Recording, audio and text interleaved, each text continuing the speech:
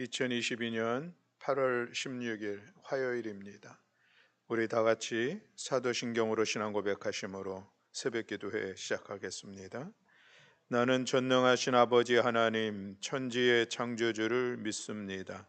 나는 그의 유일하신 아들 우리 주 예수 그리스도를 믿습니다.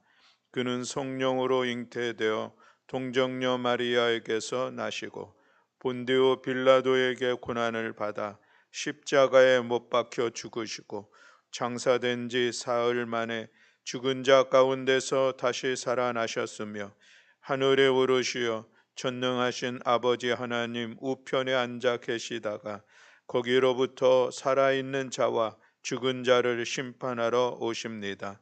나는 성령을 믿으며 거룩한 공교회와 성도의 교제와 죄를 용서받는 것과 몸의 부활과 영생을 믿습니다. 아멘. 우리 찬송가 331장 찬송하시겠습니다. 찬송가 331장입니다.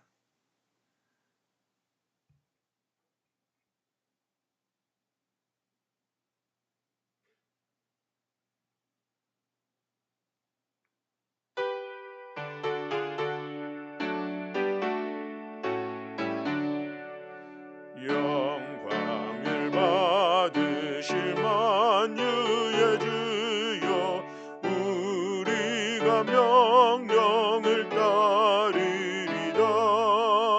베푸신 은혜를 감사히 알고 진실한 마음으로 섬기겠네. 구주의 은혜 주시는 대로 영원히 받들어 섬기겠네. 찬송하겠네 찬송하겠네. 생명을 주시는 그주로다. 그주를 높이고 절 공경하여 온유한 마음으로 섬기리다. 주 예수 안에서 즐거워하며 충성을 다하여 섬기겠네. 구주의 은혜 주시는 대로 영원히 받들어 섬기겠네. 찬송하겠네 찬송하겠네. 생명을 주시는 그 주로다. 예수를 믿고서 늘 사랑하여 참 기쁜 마음으로 섬기리다. 온 마음을 드리고 늘 순종하며 구주를 영원히 섬기겠네. 구주의 은혜 주시는 대로 영원히 받들어 섬기겠네. 찬송하겠네 찬송하겠네. 생명을 주시는 그 주로다. 아멘. 오늘도 하나님 주시는 은혜 안에서 기쁨으로 주님을 섬기며 우리 이웃을 섬기는 복된 삶이 되시기를 주님의 이름으로 축복합니다. 아멘. 우리 함께 봉독할 말씀은 역대하 21장 1절부터 20절의 말씀입니다. 역대하 21장 1절부터 20절의 말씀.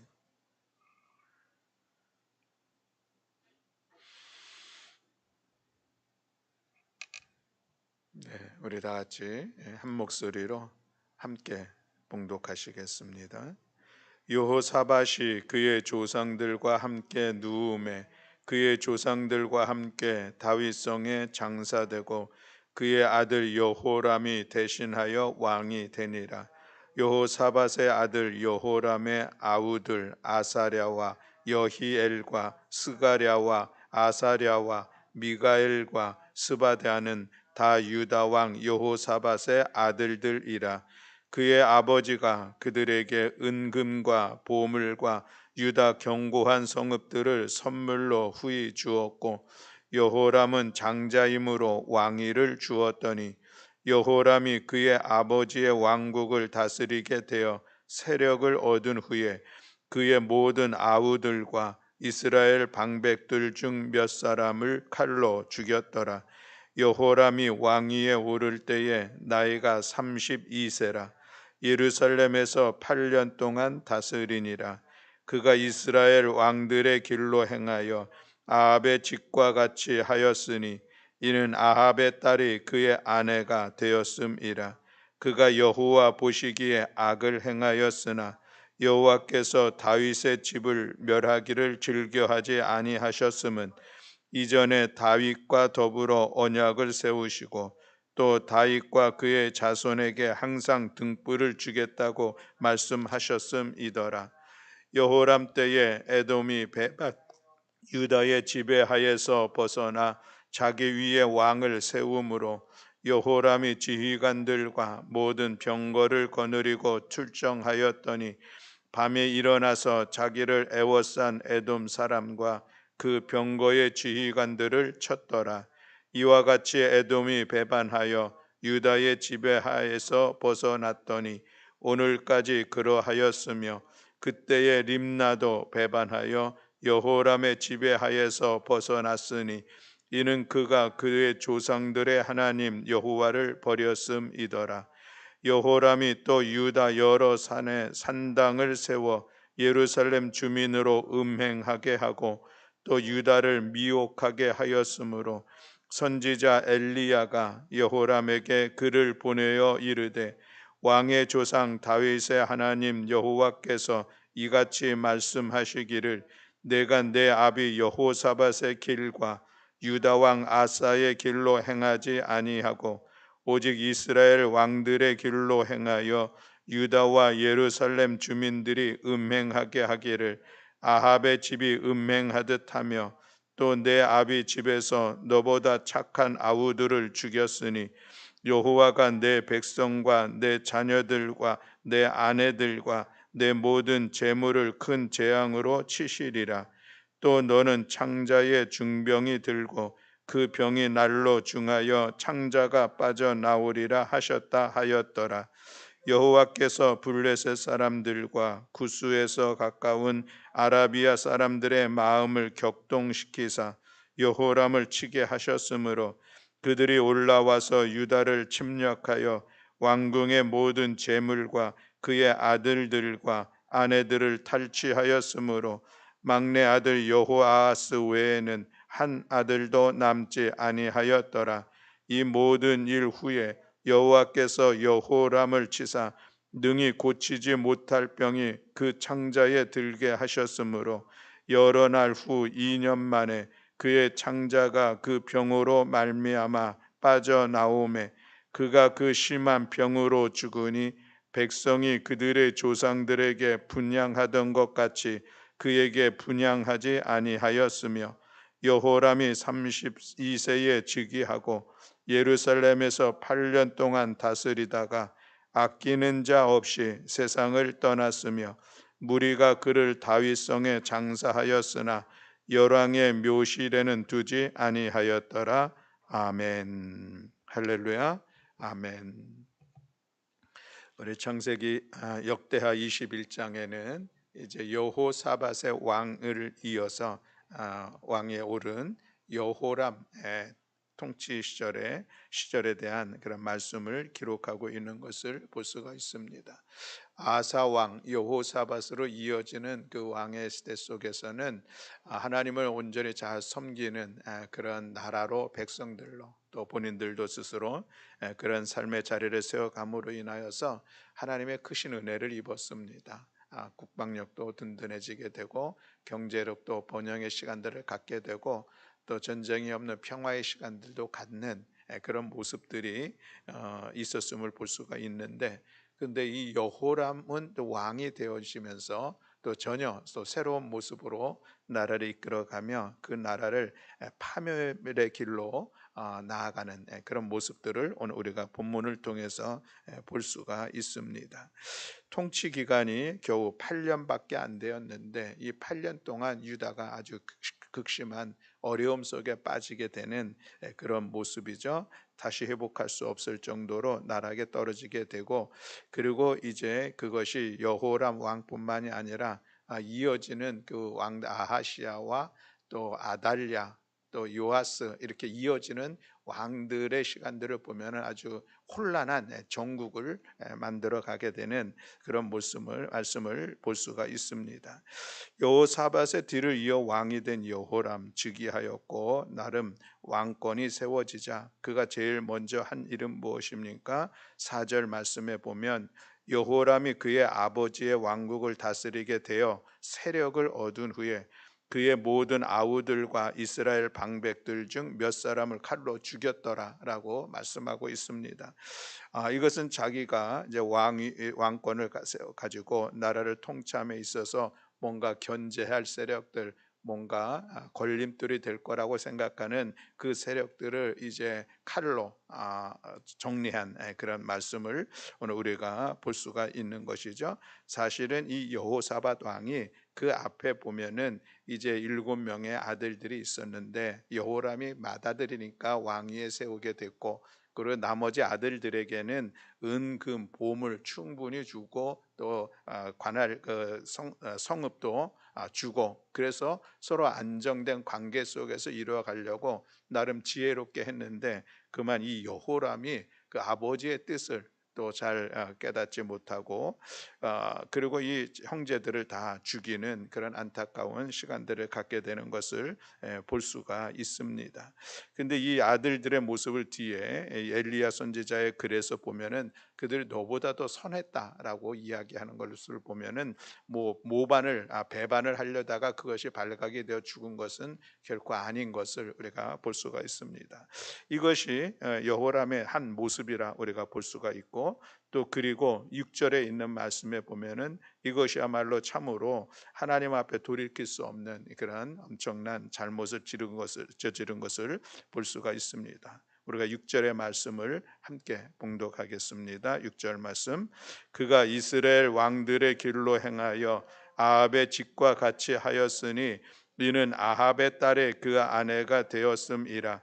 그가 여호와 보시기에 악을 행하였으나 아멘. 이 여호람 왕이 분명히 남유다의 왕입니다. 그래도 남유다는 여호와 하나님을 섬기는 그런 전통 속에서 이어져 오는 그런 상황들이었었는데, 이 북이스라엘 왕들의 길로 행하였다라고 말씀을 하고 있죠.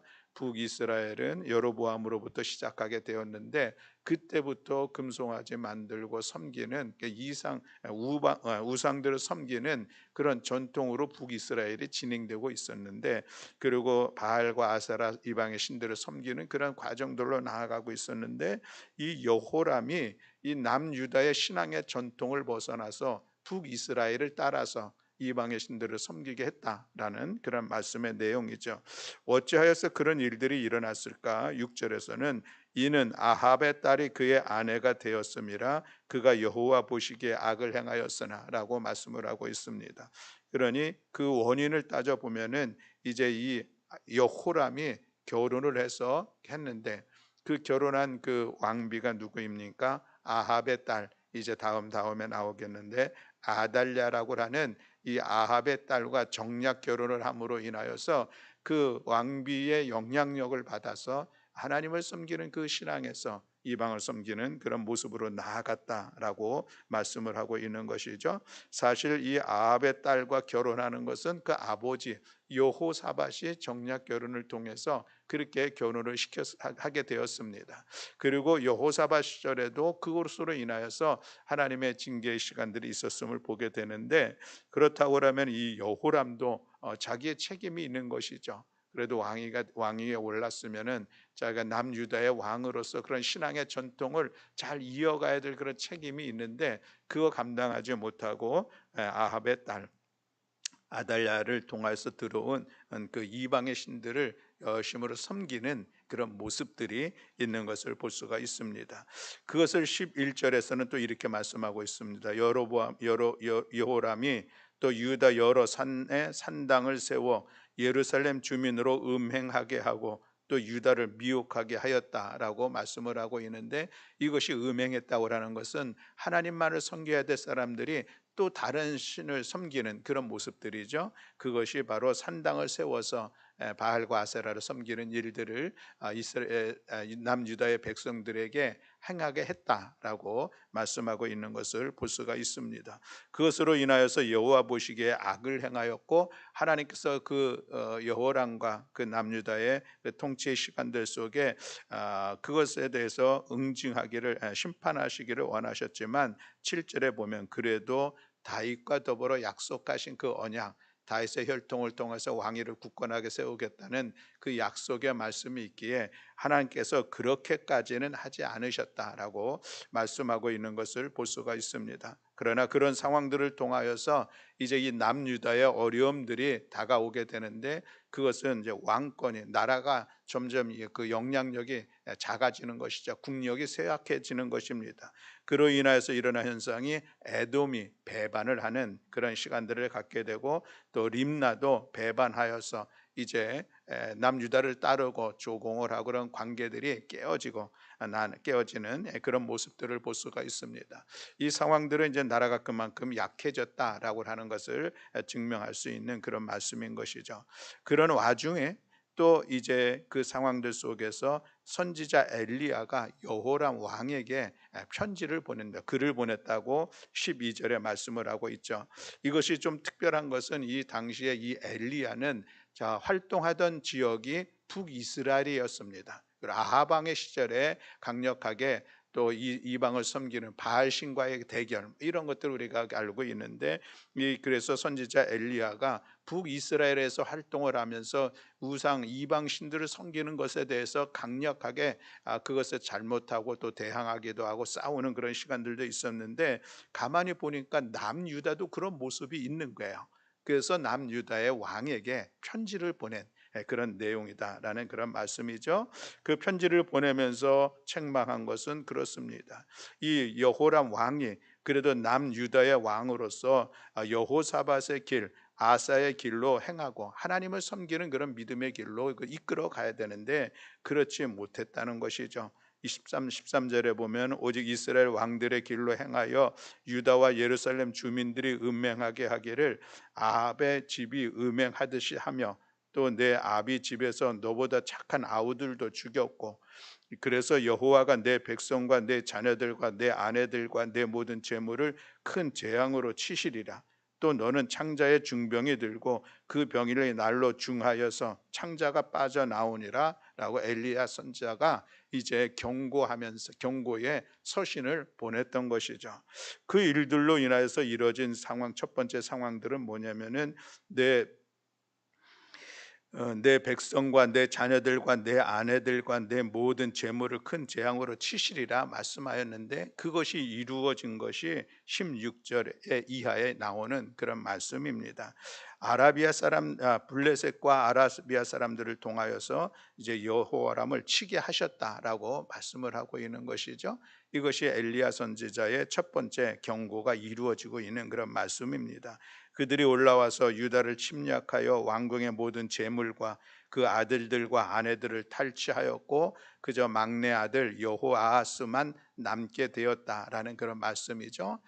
엘리야의 경고가 실현되어지는 이루어지는 그런 시간들이 있었습니다. 그렇다고 하면은 이제 여호람이 이 상황을 보고 엘리야의 편지를 기억하면서 그의 경고를 기억하면서 다시 돌이키는 그런 시간들을 가져야 될 텐데, 그렇지 않다는 것이죠. 18절 말씀에 보면 이 모든 일 후에라고 말씀을 하고 있습니다.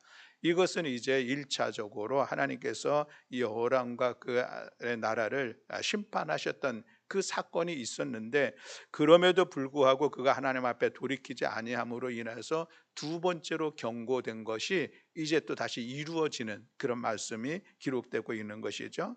이 모든 일 후에 여호와께서 여호람을 치사 능히 고치지 못할 병이 그 창자에 들게 하셨다라고 말씀을 하고 있습니다. 그래도 돌이킬 기회가 있었는데, 다시 회개하고 하나님 앞에 나아갈 기회가 있었는데, 이미 그것도 경고되어진 말씀이 충분했는데, 그럼에도 불구하고 그리하지 못한 그 여호람은 결국 하나님의 심판 앞에서 그가 병이 들어 죽게 되는 그런 시간들을 갖게 됐죠. 근데 그 죽음의 모습도 보면은 참으로 안타깝게 표현하고 있는 것을 볼 수가 있는데, 20절 하반절에 보면, 20절에 보면은 여호람이 32세에 즉위하고 예루살렘에서 8년 동안 다스리다가 아끼는 자 없이 세상을 떠났으며 무리가 그를 다윗성에 장사하였으나 열왕의 묘실에는 두지 아니하였더라라고 말씀을 하고 있습니다.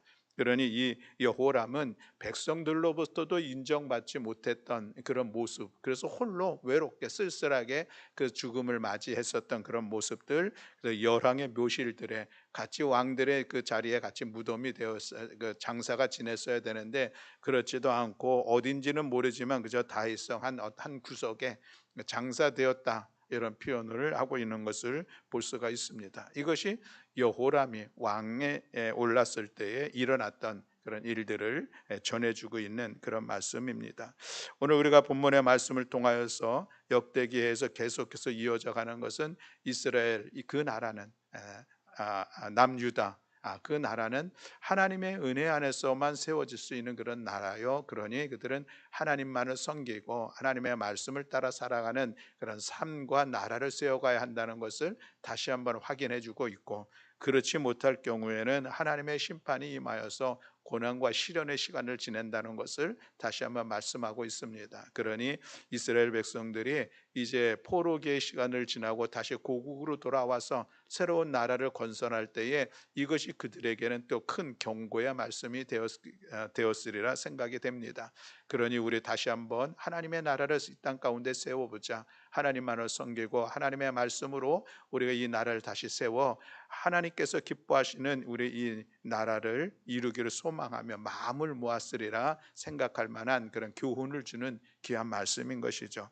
오늘도 우리가 이 여호람의 이야기를 보면서 여전히 우리는 다시 한번 하나님을 섬기는 우리의 이 믿음들을 굳건하게 지키고, 또 이것이 그저 우리의 믿음만이 아니라 우리들의 삶을 통하여서 이것이 우리 이 시대 속에 우리가 더 선하고 거룩한 영향력을 끼쳐서 이 나라를, 그래도 하나님께서 기뻐하시는 나라, 하나님의 나라를 세워가는 일들 가운데 우리가 힘써 감당할 것은 여전히 우리 믿는 자들이 우리가 이 말씀을 바라보면서 다시 한번 가져야 될 우리의 사명, 우리의 책임이 있다라고 하는 것이죠. 믿지 않는 사람들은 이 말씀을 보면 이해를 못하는 것이죠. 그러나 우리 믿음의 사람들은 이런 이스라엘의 하나님의 구속의 시간들 속에, 구속사의 시간들 속에서 이루어졌던 그 사건들을 바라보면서 우리의 삶을 다시 깨우는 것입니다. 그것은 우리가 다시 이 우리 나라를 위해서 우리가 해야 할 일들이 무엇인지를 다시 돌아보는 것이죠. 물론 우리가 어떤 대통령의 지위에 있지 않고 이 사회의 어떤 지도층의 어떤 위치에 있지는 않지만, 그러나 우리가 한 사람 한 사람이 하나님을 향한 우리의 신실한 믿음을 세워가고 하나님의 말씀 앞에서 우리들의 삶을 세워가는 것, 그래서 하나님께서 기뻐하시는 삶을 우리 한 사람 사람들이 살아갈 때에 그것이 우리가 선한 영향력을 끼침으로 인하여서 이 나라가 더욱더 하나님의 공의로, 이 나라가 더욱더 진실과 정직에 인정되어지는 그런 나라를 세워갈 수 있다라고 하는 그런 말씀이요, 이것이 또한 오늘 우리가 나라를 위해서 감당해야 될 우리의 사명이다라고 하는 것을 우리는 다시 한번 기억하게 됩니다. 아무쪼록 오늘 우리가 다시 한번 우리 21장의 말씀을 통하여서 정말 하나님만을 섬기는 것이 내 삶의 자리를 세워가는 길이요, 내가 하나님의 말씀을 따라 살아가는 것이 이 나라를 사랑하는 애국자의 그 삶을 살아가는 것이다 라고 하는 것을 다시 한번 기억하면서 오늘도 말씀으로 주의 은혜 안에서 삶의 자리를 세워가는 우리 모든 교우들이 다 되시기를 주님의 이름으로 축원합니다. 아멘. 우리 함께 기도하시겠습니다. 사랑과 은혜가 많으신 하나님 아버지, 감사합니다. 오늘 본문의 말씀을 통하여서 우리는 다시 한번 우리가 믿는 여호와 하나님 앞에 우리의 믿음의 자리를 신실하게 세워가야 할 그 이유들을 다시 한번 돌아보면서 또 우리가 하나님의 말씀을 따라 살아가야 될 그 우리의 시대적 사명이 우리에게 있음을 다시 돌아보면서 하나님의 말씀을 같이 나누었습니다. 바라기는 우리 모든 교우들이 오늘 이 말씀 안에서 우리가 신실한 믿음을 세워가게 하시고 어떤 상황들 속에서 우리의 믿음이 흔들리지 아니하며 하나님을 외면하지 아니하고 하나님을 떠나지 아니하고 하나님과 동행하며 하나님께서 기뻐하시는 믿음의 삶의 자리를 세워가는 우리 모두가 되게 하여 주시옵소서. 하나님만을 신뢰하게 하시고 하나님만을 의지하게 하시고 하나님만이 우리의 구원자이실 뿐만 아니라 하나님만이 우리 나라를 이끌어 가시는 분이신 것을 우리가 인정하면서 믿음으로 주님 바라보며 나아가는 우리 모든 성도들 되게 하여 주시옵소서. 또한 하나님, 오늘도 우리가 하루를 살아가며 하나님의 말씀을 따라 살아가기를 원합니다. 하나님의 말씀이 우리들의 삶을 통해서 드러나게 하시고 그래서 하나님께서 살아 역사하심을, 하나님의 선하심을, 하나님의 정의로우심을 우리의 삶을 통해서 증거하며 나아가는 복된 성도들 될 수 있도록 은총 허락하여 주시옵소서. 오늘도 이 새벽에 주님 앞에 나와서 특별히 나라와 민족을 위하여서 우리 함께 기도할 때에 주여 주께서 이 나라를 불쌍히 여기시고 하나님의 권능의 손으로 붙잡아 주시사 오늘의 이 모든 어려움의 상황들을 넉넉히 헤쳐나아갈 수 있도록 은혜 위에 은혜를 더하여 주시옵소서. 그렇게 하실 여호와 하나님을 찬양하며 우리 구주 예수 그리스도의 이름으로 기도드렸습니다. 아멘. 하늘에 계신 우리 아버지여, 이름이 거룩히 여김을 받으시오며 나라가 임하시오며 뜻이 하늘에서 이루어진 것 같이 땅에서도 이루어지이다. 오늘 우리에게 일용할 양식을 주시옵고 우리가 우리에게 죄 지은 자를 사하여 준 것 같이 우리 죄를 사하여 주시옵고 우리를 시험에 들게 하지 마시옵고 다만 악에서 구하시옵소서. 나라와 권세와 영광이 아버지께 영원히 있사옵나이다. 아멘.